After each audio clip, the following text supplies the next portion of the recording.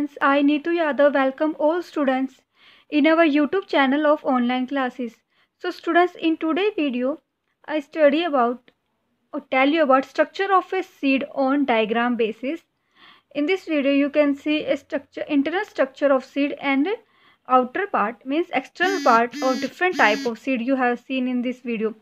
So first we have to know that there are different seeds we obtain from different plants, as mustard seeds, आपका bean seed, gram seed, maize seed, mango seed, apple seed.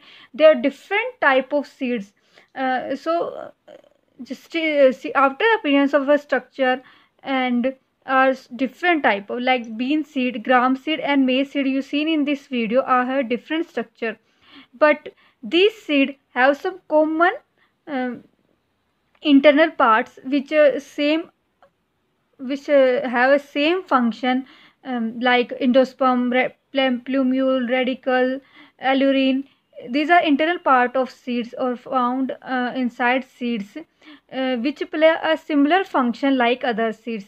So in this you seen that bean seed, आपका been का seed, जैसे राजमा की seed होती है आपकी, ग्राम seed चने की जो सीड होती है, मेज सीड, मक्का सीड, इनकी स्ट्रक्चर अलग है, लेकिन इनको जो हम फर्दर स्टडी करते हैं तो देखते हैं कि इनका इंटरनल स्ट्रक्चर है वो कुछ सिमिलर फंक्शन फॉलो करता है। जैसे कि आपको पता है कि सीड कैसे फॉर्म होती है। जो सीड है वो कैसे फॉर्म होती है, after fertilization ovary grow into fruit. अब इन्हें पता है जैसे भी कोई फर्टिलाइजेशन के बाद जो ओवरीज होती है फ्लोर के अंदर, वो किस में, फ्रूट में कन्वर्ट होती है, और जो फ्रूट के अंदर ओव्यूल्स होते हैं वो किस में डेवलप होते हैं, सीड के अंदर। ठीक है, तो ओव्यूल्स हैं वो सीड में डेवलप होते हैं, और ईच सीड, जितनी भी सीड है, हर एक सीड के अंदर, each seed means individual seeds contain an embryo. जो एम्ब्रियो है आपका मोस्ट इम्पॉर्टेंट पार्ट होता है सीड का। ठीक है, क्यों? क्योंकि जो embryo is made up of radical, plumule and cotyledon. जो आपका एम्ब्रियो है वो किस किस चीज़ से मिलकर बना होता है, रेडिकल, प्लूम्यूल और कोटिलिडन। रेडिकल, प्लूम्यूल ही आगे जाके जब ग्रो होती है सीड, तो आगे जाके क्या बनाता है, रूट और स्टेम फॉर्मेशन करता है। ठीक है, तो हम ये बोल सकते हैं कि एम्ब्रियो इम्पोर्टेंट पार्ट होता है सीड का। आगे जब, और आपने देखा फ्लोर में स्टिग्मा, स्टाइल, स्टेमन, पेटल, सेपल्स और एक्स्ट्रा वो भी होती है। लेकिन जब फर्टिलाइजेशन होती है उसके बाद क्या होता है, ये स्टिग्मा, स्टाइल, पेटल है वो क्या है, ड्राई एंड फॉल ऑफ, सूख कर क्या गिरने लग जाती हैं, और आप फिर सीड्स को ऑब्टेन करते हैं। अब आपको देखा होगा यहाँ पे इस डायग्राम में शो कर रहा है इंटरनल स्ट्रक्चर है सीड का। इसके अंदर क्या है, ये जो ऊपर देख रहे हैं ये लाइट स्ट्रक्चर, इसे क्या कहते हैं, ब्रश कहते हैं सीड का। ये जो आउटर कवरिंग होती है जो प्रोटेक्ट करती है सीड को, वो क्या होती है, बान। अब किसी की आउटर कवरिंग होती है सीड की, वो क्या होती है, सॉफ्ट होती है, किसी की हार्ड होती है। जैसे मैंगो की सीड कितनी हार्ड होती है। एल्यूरिन, ये जो आप देख रहे हैं ये है एल्यूरिन। जो एल्यूरिन क्या करते हैं, जो एल्यूरिन लेयर होती है वो सीड के अंदर हेल्प्स इन एम्ब्रियो प्रोटेक्शन। जो एल्यूरिन लेयर है एम्ब्रियो प्रोटेक्शन में हेल्प करती है, and utilization and storage of food also. और जो फूड स्टोर करने में या फूड को यूटिलाइज करने में एल्यूरिन लेयर हेल्प करती है। ठीक है स्टूडेंट्स, नेक्स्ट है आपका एंडोस्पर्म। जो एंडोस्पर्म है मेन होता है, मेनली जो एंडोस्पर्म है, मोस्ट ऑफ द सीड्स में एंडोस्पर्म प्रेजेंट होता है, but many seeds that have does not contain endosperm. तो एंडोस्पर्म का क्या फंक्शन होता है, एंडोस्पर्म सराउंड्स एम्ब्रियो। जो एम्ब्रियो प्रेजेंट होता है उसको चारों तरफ से सराउंड घेरे रखता है एंडोस्पर्म, और क्या प्रोवाइड करता है, provide nutrition in form of starch, और स्टार्च की फॉर्म में जो एम्ब्रियो को न्यूट्रिशन प्रोवाइड करता है ताकि एम्ब्रियो ग्रो कर सके। ठीक है, ये है आपका एंडोस्पर्म का वर्क। Next scutellum. जो स्कूटेलम क्या होता है, जो स्कूटेलम भी एक ट्रांसपोर्टर का वर्क करती है, प्रोटीन ट्रांसपोर्टर का। आल्सो स्कूटेल हेल्प करती है न्यूट्रिशन को एब्जॉर्ब करने में, और एंडोस्पर्म को वो न्यूट्रिशन क्या करने के लिए, पास करने के लिए। ऐसे इसलिए हम बोल सकते हैं कि स्कूटेलम है वो प्रोटीन ट्रांसपोर्टर, प्रोटीन का ट्रांसफ़र करती है। नेक्स्ट है आपका इसमें प्लूम्यूल एंड रेडिकल। तो प्लूम्यूल और रेडिकल आपको मैंने बताया था कि जो एम्ब्रियो है रेडिकल, प्लूम्यूल और कोटिलिडन से मिलकर बना होता है। जो कोटिलिडन है वो किसी सीड में एक कोटिलिडन भी हो सकता है, 2 कोटिलिडन भी हो सकते हैं। प्लूम्यूल और रेडिकल, प्लूम्यूल क्या होता है, जो प्लूम्यूल होता है ग्रो करने की वजह सीड थोड़ा सा ग्रो करती है, ग्रो करती है, उसके बाद का जो प्लूम्यूल है वो क्या है, ग्राउंड से ऊपर का जो हिस्सा होता है आपका स्टेम, लीव्स, वो बनाती है प्लूम्यूल। लेकिन जो रेडिकल होता है आपके सोल से नीचे का जो हिस्सा मतलब रूट, रेडिकल क्या बनाती है, रूट बनाती है। समझ में आया? आपका रेडिकल क्या फॉर्म करती है, रूट फॉर्म करती है, और प्लूम्यूल फॉर्म करती है स्टेम और लीव्स को। ठीक है, तो हम ये बोल सकते हैं with time the seed hardens and ड्राइज। अब जब जैसे जैसे टाइम बढ़ता है जो सीड है वो हार्डन्स होती है, हार्ड हो जाती है, और क्या होने लग जाती है, ड्राई, सूखने लग जाती है। This embryo is to survive in adverse this enables. अब ये क्या करते हैं, जब सीड धीरे धीरे ड्राई होने लगती है तो क्या होगा, इसमें वो कुछ कंडीशन में वो सर्वाइव नहीं कर पाती हैं। सो इसलिए जो ओवरी वॉल होती है fleshy as succulent in plums और टोमेटो, और become a pod as in poppy. अब क्या कह रहे हैं, इसलिए जो ओवरी वॉल है कभी कभी फ्लैशी मतलब दबदबी, जैसे आपकी देखा होगा टमाटो में, टमाटो के बाहर जो प्यूरी होती है वो कितना सॉफ्टी होती है। ठीक है, इसलिए बोला जाता है जो ओवरी वॉल है कभी कभी फ्लैशी होती है, ताकि वो उसको न्यूट्रिशन प्रोवाइड कर सके एम्ब्रियो को। Next, the whole ovary after fertilisation grow to form a fruit. अब क्या कह रहे हैं, जो ओवरी है आपकी एक फ्रूट बनाती है फर्टिलाइजेशन के बाद, और ओवल क्या बनाती है, सीड बनाती है। इसलिए हम ये बोल सकते हैं कि जो फ्रूट है एक बायोलॉजिकल राइपेंड ओवरी है। मतलब जो पूरा फ्रूट है किससे मिलके बना होता है, एक ओवरी से बना होता है मिलकर। ठीक है, आपने देखा आप ये डिफरेंस टाइप ऑफ स्ट्रक्चर, लेकिन फंक्शन सेम होता है। एंडोस्पर्म है कि एम्ब्रियो को सराउंड करता है और न्यूट्रिशन प्रोवाइड करता है। स्केलेटन ट्रांसपोर्ट करती है न्यूट्रिशन एंडोस्पर्म को। ठीक है, प्लूम्यूल स्टेम और लीव्स की ग्रो में हेल्प करती है, और रेडिकल रूट फॉर्म में। ठीक है, that's it for today students, thank you for listening. Also study some other basic science question which you have to know about them. Your first question in this video is the metal present in the chlorophyll is। जो chlorophyll है उसमें ऐसी कौन सी metal present होती है, तो answer है magnesium. जो मैग्नीशियम मेटल है वो क्लोरोफिल के अंदर प्रेजेंट होती है। Question number second students, the important sugar in honey is. जो शहद होता है उसके अंदर ऐसी कौन सी इम्पोर्टेंट शुगर प्रेजेंट होती है, तो आंसर है फ्रक्टोज। जो फ्रक्टोज है एक इम्पोर्टेंट शुगर होती है जो हनी में प्रेजेंट, शहद में पाई जाती है। Question number third students, the number of chromosome in the human gene is. जो ह्यूमन जीन होते हैं उसके अंदर कितने नंबर ऑफ क्रोमोसोम प्रेजेंट होते हैं, तो आंसर है students 46 number of chromosome in the human gene are present. अब अगर आपका यहाँ पूछा जाता है now how many pairs of chromosome in human gene, अगर यहाँ पे नंबर की जगह पेयर्स होता है तो हम बोलेंगे 23 पेयर्स। ठीक है, 23 pairs of chromosome human gene, and number में हम काउंट करते हैं 46 in number. Question number fourth students, age of fishes was known age. Age of fishes मतलब मछलियों की क्या उम्र होती है, उसको हम किस चीज़ से, डेफिनेशन क्या हो सकती है उसकी, किस चीज़ के हम उसको बोल सकते हैं, आंसर है Devonian. Devonian is known age age of fishes. Question number fifth students, nuclear sizes are expressed in a unit name. जो न्यूक्लियर साइज होते हैं उनको एक यूनिट के में एक्सप्रेस किया जाता है। अब उस यूनिट को जिसमें एक्सप्रेस किया जाता है उसका क्या नाम है, तो आंसर है Fermi.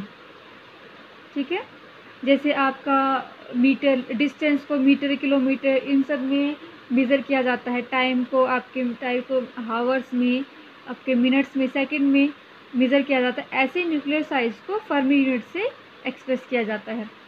Question number 6 students, the central arid zone research institute CAZRI, जो इसकी शॉर्ट फॉर्म है, इज़ लोकेटेड एट। जो central arid zone research institute है वो कहाँ लोकेटेड है, आंसर आपका जोधपुर, और जोधपुर आपका कहाँ है, राजस्थान के में। Question number 7 students, which variety of glass is heat resistance. ऐसी कौन सी वैरायटी है ग्लास की जो हीट रेजिस्टेंट है, मतलब जिस पे हीट का कोई इफेक्ट नहीं होता है, तो आंसर है स्टूडेंट्स पायरेक्स ग्लास। जो पायरेक्स ग्लास है वो क्या है, हीट रेजिस्टेंट है। Question number 8 students, which metals forms an amalgam with others. ऐसी कौन सी मेटल है जो एक अमलगम बनाती है दूसरी मेटल के साथ, तो आंसर है मरकरी। ठीक है। Question number 9 students, name the gas which is used by white blood cell to kill the invading bacteria. अब ऐसी कौन सी गैस है जिसका वाइट ब्लड सेल मतलब WBC के साथ इस्तेमाल किया जाता है to kill the invading bacteria. Invading bacteria का मतलब है वो बैक्टीरिया जो हमारी बॉडी के अंदर एंटर करने की कोशिश करता है, हमें क्या हमारी बॉडी को हार्म करने की कोशिश करता है। उसे किल करने के लिए कौन सी गैस का इस्तेमाल किया जाता है WBC के साथ? तो आंसर स्टूडेंट ऑक्सीजन गैस का इस्तेमाल किया जाता है WBC के साथ to kill invading bacteria. Question number 10 students, the food material used to release energy in body cell which is considered as a biological fuel is. अब क्या कह रहा है, ऐसा कौन सा फूड मटेरियल है जिसका इस्तेमाल एनर्जी को रिलीज करने के लिए किया जाता है हमारी बॉडी सेल में, और जिसको बायोलॉजिकल फ्यूल जैसे आपके ट्रांसपोर्ट में फ्यूल का इस्तेमाल किया जाता है ताकि आपकी गाड़ी मूव कर सके, ऐसे हमारी बॉडी को भी एनर्जी की ज़रूरत होती है, इसलिए इसे क्या बोला जा रहा है, बायोलॉजिकल फ्यूल। तो आंसर है क्या होगा, कौन सा फूड मटेरियल है, जो ग्लूकोज है आपका वो एनर्जी रिलीज करता है। आपने देखा कि रेस्पिरेशन की जो इक्वेशन होती है उसमें जो फूड ग्लूकोज है वो आपका एनर्जी में ब्रेक डाउन होता है। ठीक है। Question number 11 students, name the chemical use to test the presence of CO2 in exhaled air. जो एयर हम एक्सहेल करते हैं, रिमूव करते हैं, हमारी बॉडी से बाहर निकालते हैं, ऐसा कौन सा टेस्ट है जो उसको पता कर सके कि हमारी बॉडी से एक्सहेल्ड एयर CO2 ही हुई है? आंसर लाइम वाटर की टेस्ट है, उसका इस्तेमाल किया जाता है CO2 की प्रेजेंस को देखने के लिए। Question number 12 students, a cockroach has small openings on the side of its body called. अब क्या कह रहे हैं, एक कॉकरोच है, उसके बॉडी की साइड में कुछ छोटी छोटी ओपनिंग्स होती है, उसे हम क्या बुलाते हैं, क्या बोलते हैं? तो कॉकरोच है, स्मॉल ओपनिंग्स होती है side of the body, is called spiracles. Answer आपका स्पाइरेकल्स बोलते हैं, जो स्मॉल ओपनिंग्स होती हैं कॉकरोच की बॉडीज में। Question number 13 students, dark colour clothes are preferred during. जो डार्क कलर के कपड़े होते हैं हमें उसे कौन से मौसम में पहनना चाहिए, प्रिफर करना चाहिए? तो आंसर विंटर। सर्दियों के टाइम हमें गहरे कलर के क्लोथ्स पहनने चाहिए क्योंकि वो ज़्यादा हीट एब्जॉर्ब करते हैं। Question number 14 students, special type of substances used to test whether a substance is acidic और बेसिक आर नोन एज। आप क्या कह रहे हैं, ऐसा कौन सा स्पेशल टाइप ऑफ सब्सटेंस है जिसका इस्तेमाल किया जाता है ये टेस्ट करने के लिए वेदर हमारे पास जो भी सब्सटेंस है वो एसिडिक इन नेचर है या बेसिक इन नेचर है? तो आंसर आपका इंडिकेटर्स का इस्तेमाल किया जाता है किसी भी सब्सटेंस को जानने के लिए कि वो एसिडिक है और बेसिक है। ठीक है। Question number 15 students, range of laboratory thermometer is generally from. जो लैबोरेटरी थर्मामीटर लैब्स में थर्मामीटर का इस्तेमाल किया जाता है उसकी रेंज कहाँ से कहाँ तक होती है? तो answer -10 degree Celsius to 110 degree Celsius. मतलब लैबोरेटरी थर्मामीटर में जो थर्मामीटर मिलते हैं वो generally -10 degree Celsius to 110 degree Celsius temperature को मेज़र कर सकते हैं। ठीक है। Question number 16 students, the total area for gas exchange provided by our 300 million alveoli in 2 lungs is. अब क्या कह रहे हैं, जो टोटल एरिया है जो गैस एक्सचेंज होती है उसमें कितने टोटल एरिया है जो हमारा 300 million alveoli in 2 lungs provide करती है? तो आंसर 36 to 72 मीटर, 36 से 72 मीटर टोटल एरिया है जो गैस एक्सचेंज होती है 300 मिलियन एल्वोलाई की 2 लंग्स में प्रोवाइड करती है हमारी बॉडी को। ठीक है। That's it for today students, thank you for listening. Good morning student, I Priyanka Yadav. Today I tell you some GK basic questions. Okay. Our first question is, Ghat at Varanasi is located in which state of India? जो वाराणसी घाट है वो किस state में है India के में? UP, Uttar Pradesh. Our next question is question number 2, where is Junagadh fort in India? Junagadh का जो फोर्ट है, किला है, वो कहाँ पे है इंडिया में? बीकानेर में। ओके। और next question is, what is the height of lotus temple? Lotus temple की हाइट कितनी है? 34 मीटर। कहाँ पे है लोटस टेम्पल? दिल्ली में। Now next question is, Prithviraj Chauhan was an Indian king from which dynasty? किस राज्य से बिलोंग करता था? Answer is Chahamana. Next one is UNESCO world heritage site Elephanta cave is located at where, कहाँ पे है? घारापुरीन, मुंबई। मुंबई में जो एलिफेंट केव है वो वाली केव है, इसको हम अजंता की गुफाएं भी बोलते हैं। Next one is question number 6, what is the capital of Sri Lanka? Sri Lanka की कैपिटल कौन सी है? Colombo. Next question is Saturn is the planet from the sun. सूर्य से कितनी दूरी पर है ये जो सैटर्न हमारा प्लेनेट है, वो 6th नंबर पे आता है। नेक्स्ट वन इज फिजिस्ट जो अल्बर्ट आइंस्टाइन था वो कब बोर्न हुआ था? Answer is 14 March 1879 in Germany. और नेक्स्ट क्वेश्चन इज स्लोगन तुम मुझे खून दो मैं तुम्हें आजादी दूंगा इज गिवन बाय हुम। किसने दिया था ये नारा? नेताजी सुभाष चंद्र बोस ने। Next question is Indian writer Bankim Chandra Chatterjee was born in which date? किस डेट को बोर्न हुए थे? 27 जून 1838। और next question is in which year the Rabindranath Tagore won the Nobel prize in literature? Rabindranath Tagore कौन थे जिन्होंने हमारा नेशनल एंथम राइट किया है, जन गण मन? उनको नोबेल प्राइज कब मिला था लिटरेचर में? 1913 में। और next question is which is the highest civilisation award of the Republic India? Answer is the Bharat Ratna award. सबसे बड़ा अवार्ड कौन सा है जो सिविलियन को दिया जाता है? भारत रत्न अवार्ड। और next question is who was the first captain of India national football team? कौन था इंडियन जो नेशनल फुटबॉल की जो फर्स्ट टीम बनी थी उसमें कैप्टन कौन था? Answer is Gostha Pal. और next question is what is the capital of Japan? Japan की कैपिटल कौन सी है? टोक्यो। और next question is Indian railway is founded in which year? जो इंडियन रेलवे है उसका फाउंडेशन कब किया गया था? 8 मई 1845। Our next question is where is the Bhojtal lake in India? Answer is Bhopal, Madhya Pradesh. MP में है हमारी Bhojtal lake. Next question is Bogibeel bridge the Indian state Assam stand over in which year? River. जो बोगीबिल ब्रिज है इंडिया के कौन से स्टेट में है? असम में। और ये कौन सी नदी पे है? Brahmaputra river. Next question is Goa is famous for what? Answer is beach. Beach एक घूमने फिरने का स्थान होता है जहाँ पे अच्छे एनवायरनमेंट रहते हैं, कूल एयर होती है। हमारे जो स्टेट है गोवा, इसका एनवायरनमेंट बहुत ही अच्छा है, लोग वहाँ घूमने के लिए जाते हैं। और next question is WWW stand for what? World wide web. Dear student, learn all these questions and ready for your quiz. Good morning students. So let's start our today's maths class. Today we are going to revise all the questions based on the topic that we did till now. So first question is formula of perimeter of a pentagon is. Now firstly perimeter is what? The sum of the boundary side. हमारे पास क्या होता है? perimeter. So pentagon में हमारे पास side होती है 5, तो perimeter का formula हो गया 5 into sides. ठीक है? And if we include the surface also, then that will call area. And area of square, square के हमारे पास 4 sides होती है और area क्या हो जाएगा उसका? Side multiply with side. ठीक है?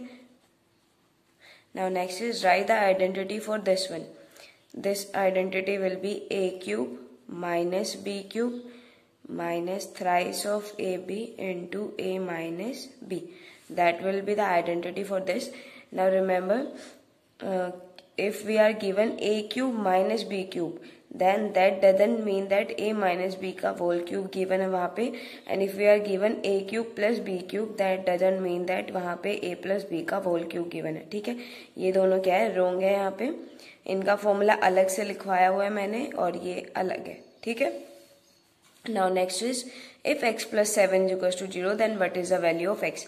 Now whenever we are given that x plus something या minus something and that is equals to some value, then what will we find?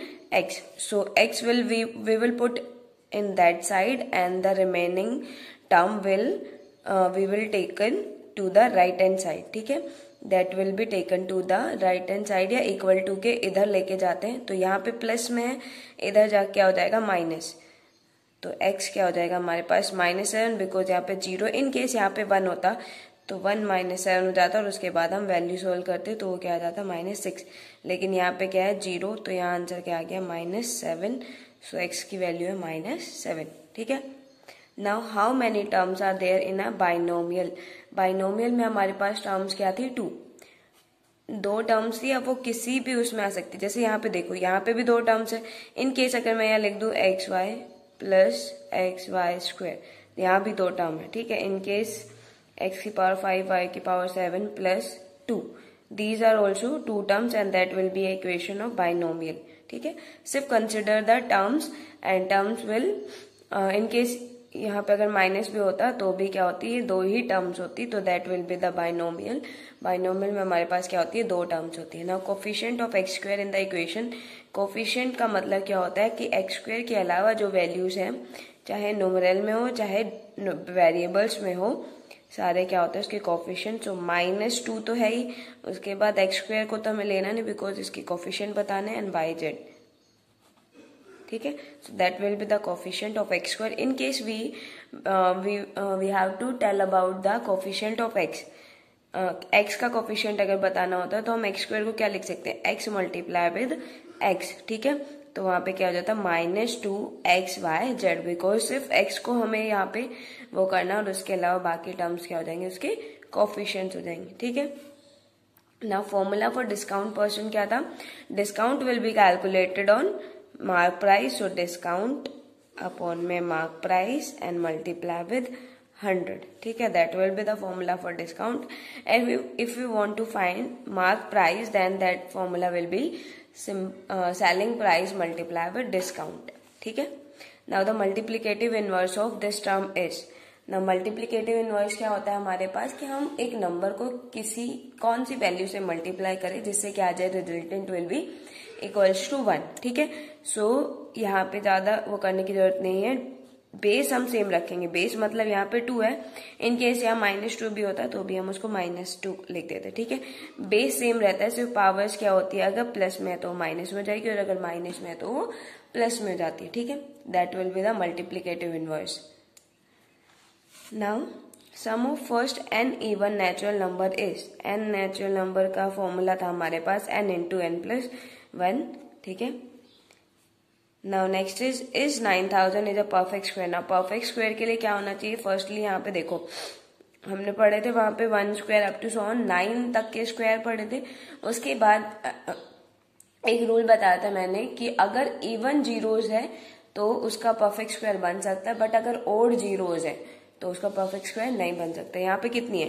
1 2 3 and 3 number क्या है हमारे पास? Odd number. सो इसका perfect square नहीं हो सकता, तो आंसर विल बी नो. ठीक है. Now calculate the ratio 1 kilometre to 100 metre is. Firstly both of these units will not same. Ratio के लिए हम क्या करते हैं? पहले इनकी यूनिट्स को सेम करते हैं. यहाँ पे किलोमीटर, यहाँ पे मीटर है, तो we know that 1 kilometre is equal to कितना होता है? 1000 मीटर होता है. अब दोनों सेम उसमें हो गए.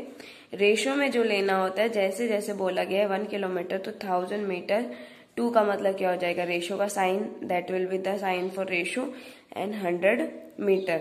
ठीक है. दोनों सेम यूनिट्स में हो गए. अब रेशियो को हम क्या लिख सकते हैं? ए रेशियो बी को हम क्या लिख सकते हैं? A/B. सो यहाँ लिखेंगे हम 1000 अपॉन में 100, एंड दैट विल बी 2 0 से 2 0 कैंसिल आउट. तो यहाँ पे बच गया 10/1. और इसको अगर हमें रेशियो में लिखना है तो क्या लिख सकते हैं? 10/1. ठीक है. So that will be the answer for this. Now how many factor does a prime number have? Prime number क्या होते हैं कि that will be divisible by itself और 1. तो डिविजिबिलिटी और वो हमारे पास ये फैक्टर्स मतलब क्या होता है कि जिससे डिवाइड करने पे नंबर पूरा पूरा डिवाइड हो जाए। ठीक है, अब कोई भी नंबर लो प्राइम नंबर, वो क्या होंगे, या तो खुद से ही डिवाइड होंगे या 1 से। तो बेसिकली उसके पास फैक्टर्स कितने हैं, 2। ठीक है, now is this number is divisible by 9। 9 से डिविजिबिलिटी के लिए क्राइटेरिया क्या था कि if sum of the digit will be divisible by 9 that number will be divisible by 9, otherwise not. ठीक है, कि अगर हम इन सब का सम ऑफ डिजिट करें तो अगर रिजल्टेंट जैसे यहाँ पे करा 4 + 6 + 5 + 2 + 8 एंड +9। ठीक है ना, 4 + 6 10 15 17 17 एंड 17 34। नाउ रिजल्टेंट क्या है हमारे पास 34। इज 34 इज डिविजिबल बाय 9, या 34 9 के टेबल में आता है, नहीं आता, सो नॉट डिविजिबल बाय 9। सो ये क्या हो जाएगा हमारे पास, आंसर भी क्या हो जाएगा, नो। ठीक है, इन केस यहाँ 36 आ जाता, 36 क्या होता, 9 से डिविजिबल हो जाता, तो आंसर क्या आ जाता, यस। ठीक है, so that is all for today. Thank you, have a nice day. Hello student, a very pleasant morning to you all. I Vinita Singh welcomed you to our YouTube channel of online classes. Today we are going to write cursive writing. In this cursive writing we will write a fun letter writing. So student, without any delay, let's start writing. As I have told you that we are today going to write a fun letter writing. So let's start student. Firstly we write here I came across, CAME, came across this subreddit, SUBREDDIT, subreddit today. And since SINCE, since I love to writing, I love to write, put a full stop student, again start, I had share my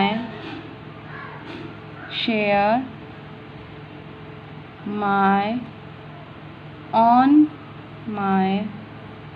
OWN on means खुद की, penmanship, PENMANSHIP,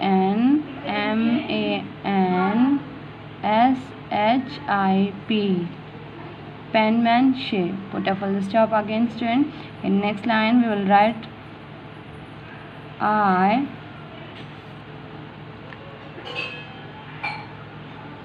like to write in cursive, CURSIVE,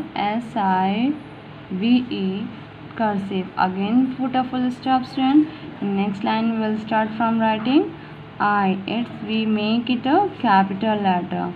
It's definitely, DEFINITLY,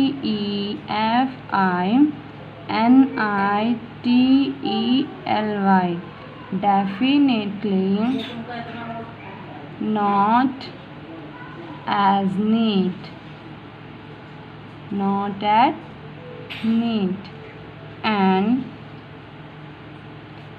MORE, more difficult, DIFFICULT, difficult to write, WRITE, write, but still, in put a full stop and again start from next line. We will write but still, STILL, still, it's fun, FUN, fun, and AND, and pretty, PRETTY, pretty. Put exclamation mark here. Now NOW, now my hand is starting STARTING starting to heart HURT heart. Put a comma. So I'll stop here.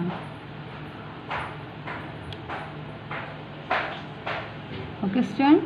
Then write here sincerely. You can write your name also.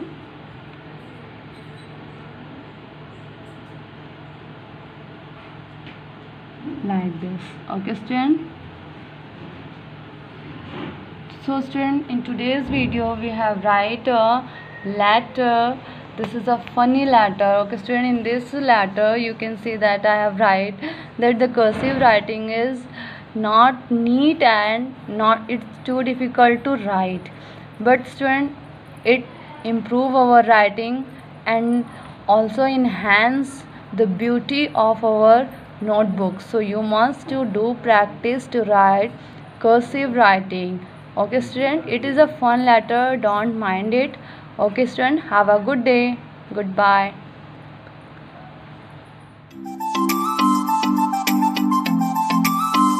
Good morning students.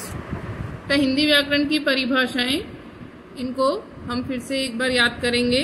भाषा किसे कहते हैं तथा भाषा के कितने रूप हैं? भाषा है बोलने, सुनने, लिखने, पढ़ने का वह साधन जिसके माध्यम से मनुष्य अपने विचारों का आदान प्रदान करता है, भाषा कहलाता है।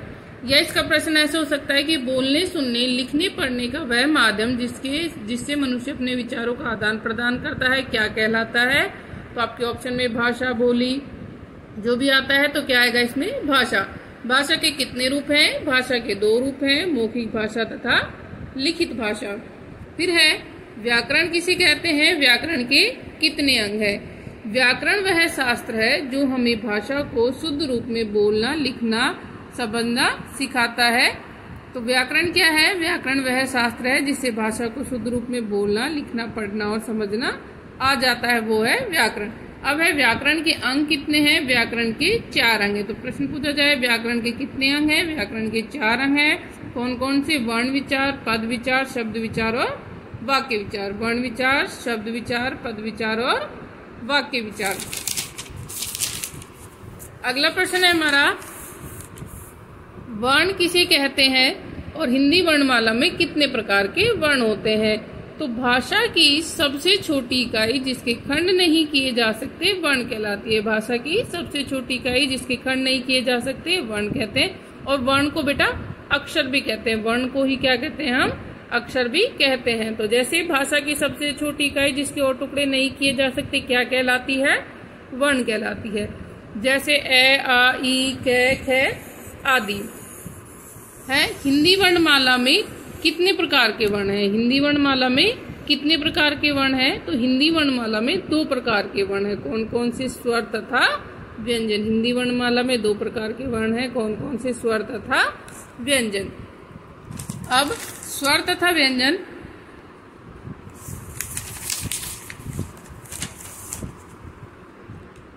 अब स्वर क्या है?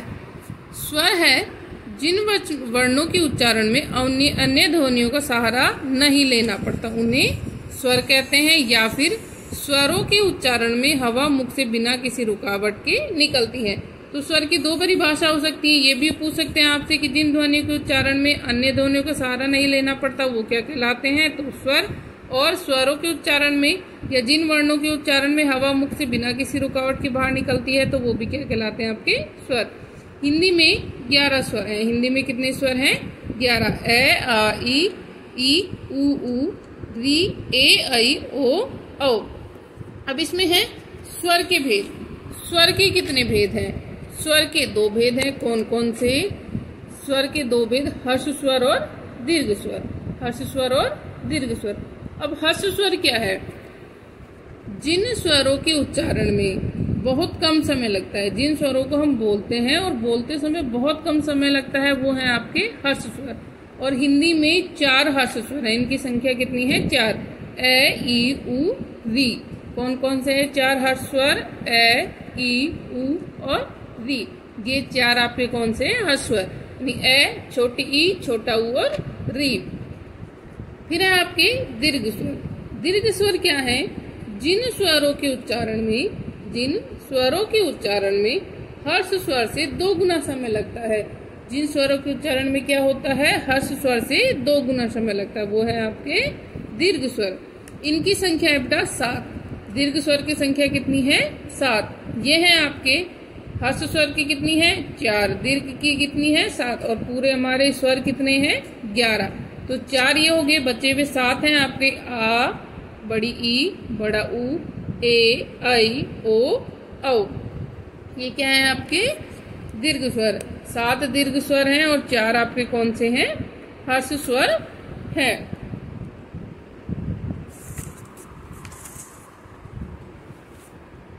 आगे है आपका व्यंजन। व्यंजन क्या है? जिन वर्णों के उच्चारण में स्वरों की सहायता ली जाती है। जिन वर्णों के उच्चारण में क्या होता है? स्वर की सहायता ली जाती है, व्यंजन कहलाते हैं। इनके, या ये कह सकते हैं, इनके उच्चारण में हवा रुककर मुख से बाहर निकलती है। और हिंदी में 33 + 2 यानी 33 व्यंजन और 2 आपके जो बताए थे आपको टैठे वाले में जो 2 वर्ण आते हैं वो, और ये 35 व्यंजन है और इसके साथ में 4 संयुक्त व्यंजन मिलाकर 39 व्यंजन होते हैं। अब है व्यंजन के भेद। व्यंजन के कितने भेद हैं? 3 भेद। कौन कौन से? स्पर्श व्यंजन, ऊष्म व्यंजन और अंतस्थ व्यंजन। स्पर्श व्यंजन, ऊष्म व्यंजन और अंतस्थ व्यंजन। अब आपको इसके अंदर परिभाषा नहीं, इसके ये याद रखने की स्पर्श व्यंजन कौन कौन से आपके क वर्ग से लेके पै वर्ग तक, ये 25 और ये 2 आपके। अंतस्थ व्यंजन, अंतस्थ व्यंजन कौन से हैं आपके? ये, रे, ल, व। अंतस्थ व्यंजन कौन से हैं आपके? ये, रे, ल, व। ऊष्म व्यंजन, ऊष्म व्यंजन क्या है? स और है, यानी तीनों प्रकार के स और है किसमें आते हैं आपके? ऊष्म व्यंजन में। तो अंतस्थ व्यंजन भी 4 हैं, ऊष्म व्यंजन भी 4 हैं और आपके जो संयुक्त व्यंजन है वो भी 4 हैं, च, त्र, ज्ञ और स्व। तो आपको ये सभी अच्छे से लर्न करने हैं। Thank you. Good morning students, welcome to online classes. Today we are just going to know more about the topic yoga. As in the previous video, I just tell about the yoga, how it has been came out and its history about that. So बच्चों, मैंने आपको पिछली video में योगा के बारे में बताया कि योगा क्या है और इसका कैसे जो है ये कितने वर्षों से हमारे जो है संस्कृति से चला आ रहा है और ये एक संस्कृति का वर्ड है। तो इस तरह से मैंने आपको इसकी इंट्रोडक्शन बताई थी पिछले इस वीडियो में। So let us know more about the yoga. और इस वीडियो में मैं आपको योगा के बारे में थोड़ा सा और बताना चाहूँगी। So student, let us start. Practicing yoga regularly makes us strong। और योगा जो है एक व्यायाम है जिसकी अगर हम रोज़ रेगुलरली नियमित रूप से अगर इसकी जो है हम प्रैक्टिस करें तो जो है इससे जो है हमारा शरीर स्ट्रांग बनता है। It keeps us physically fit. और ये फिजिकल तौर पे यानी कि शारीरिक तौर पे हमें फिट रखता है। reduces stress and maintain our overall health। और ये हमारे जो मानसिक तनाव है उसे भी दूर करता है और आमतौर पे हमारे पूरे बॉडी की जो है सेहत का ध्यान रखता है। It focuses on self healing. और इस योगा के द्वारा हमारा जो अपने अंदर की सारी जो है तरोताज़ा जो है आत्मा की शुद्धि और साथ के साथ हमारे शरीर की सारी चीज़ों का जो है इसमें निवारण होता है। Yoga helps our body to calm down and relax. और योगा करने से हमारे शरीर को जो है जो शांति मिलती है, रिलैक्स मिलता है और हमें जो है कोई भी किसी भी सिचुएशन से हम गुजर रहे हो तो उससे हमें थोड़ी सी राहत मिलती है। It also increases the concentration power. और साथ के साथ इससे हमारा जो है दिमाग की जो संतुलन है उसकी भी जो है पावर बढ़ती है। School children are encouraged to do yoga, encourage to do yoga, और जो बच्चे हैं उनको भी जो है हमें योगा करने के लिए प्रोत्साहित करना चाहिए, बिकॉज क्योंकि it helps in concentrating on studies, और उनके अगर योगा करने से हमें ये फ़ायदा मिलता है कि उनका जो है पढ़ाई में अपना ध्यान रेगुलर रूप से वो कर सकते हैं। Yoga rejuvenates the body by keeping bones, muscles, joints, और योगा जो है, योगा करने से जो हमारे शरीर की जो है वो क्या है, पूरे शरीर के जो है हड्डियाँ, मसल्स हैं, जॉइंट्स हैं, और and organs healthy and flexible, और जो हमारे जो शरीर के बाकी जो तत्व हैं उनको जो है हेल्दी रखता है, उनको जो है फ्लेक्सिबल रखता है, and it is used as a means to enlightenment, और इसके द्वारा हमें लगता है कि जैसे योगा के करने से हमारे जो है हमारे मन के अंदर स्फूर्ति आती है, शरीर में स्फूर्ति आती है, और हमें थोड़ा सा हल्का महसूस होता है। It helps to gain mastery over the body, और जो दिन भर की थकान के बाद और जो हम ओवरऑल जो अपना काम करते हैं उसके बाद जो हमारे शरीर में थकावट होती है और जो चीज़ें हमारे ऊपर हावी हो जाती है, योगा के द्वारा उन चीज़ों पर हम अपना जो है काबू पा लेते हैं, और हमें जो है एंड बॉडी एंड माइंड, और जो हमारी बॉडी और माइंड पे जो इसका असर पड़ता है तो योगा के द्वारा ही उससे हमें रिलैक्स फील होता है, and it really helps us. It is helpful in curing many diseases, और योगा से जो है हमें बहुत सी ऐसी बीमारियां हैं जिनसे हमें इससे निजात मिलती है, छुटकारा मिलता है, एंड आल्सो सम कैंसर्स, और कैंसर की भी ऐसी कैंसर भी एक ऐसी बीमारी है जिससे जी की योगा के द्वारा हम अपने इससे जो है निजात पा सकते हैं। Yoga is the best and easy way to stay healthy and maintain body balance. So student, yoga ही एकमात्र एक ऐसा उपाय है जिससे हम अपने शरीर को हेल्दी रख सकते हैं और अपने जो शरीर बॉडी का जो बैलेंस है उसको हम मेंटेन कर सकते हैं। सो स्टूडेंट, हमने इस वीडियो में योगा की जो है क्या फ़ायदे हैं उसके बारे में जाना, and in the end I would like to tell you it's very important. जैसे कि हमारे जीवन में भोजन ज़रूरी है, उसी तरह से आज की इस भागदौड़ जीवन में योगा का होना बहुत ही इम्पॉर्टेंट है। So student, what you have to do in this busy schedule, just try to maintain your body and your mind balance through yoga. So student, what you have to do, you have to just maintain yourself and you keep your mind fresh and your body also healthy by with the help of doing yoga. So student, आप इस video को like कीजिए, share कीजिए और इस channel को subscribe कीजिए और साथ ही साथ बेल आइकन पे क्लिक करना ना भूलें। Don't forget to click on bell icon. Thank you, take care.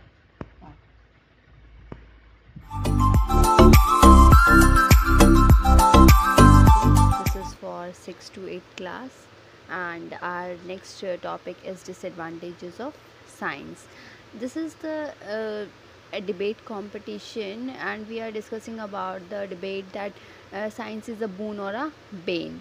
So they are the disadvantages of science. First top point is man has misused the technology and used in the destructive purpose, यानी कि जो हमारी जो upgraded technology है, यानी जो हमारी अब नई अपग्रेड यानी कि जो न्यू टेक्नोलॉजी है उसको यूज़ करके उसका मिसयूज़ हो रहा है डिस्ट्रक्टिव यानी कि बुरे कामों के लिए।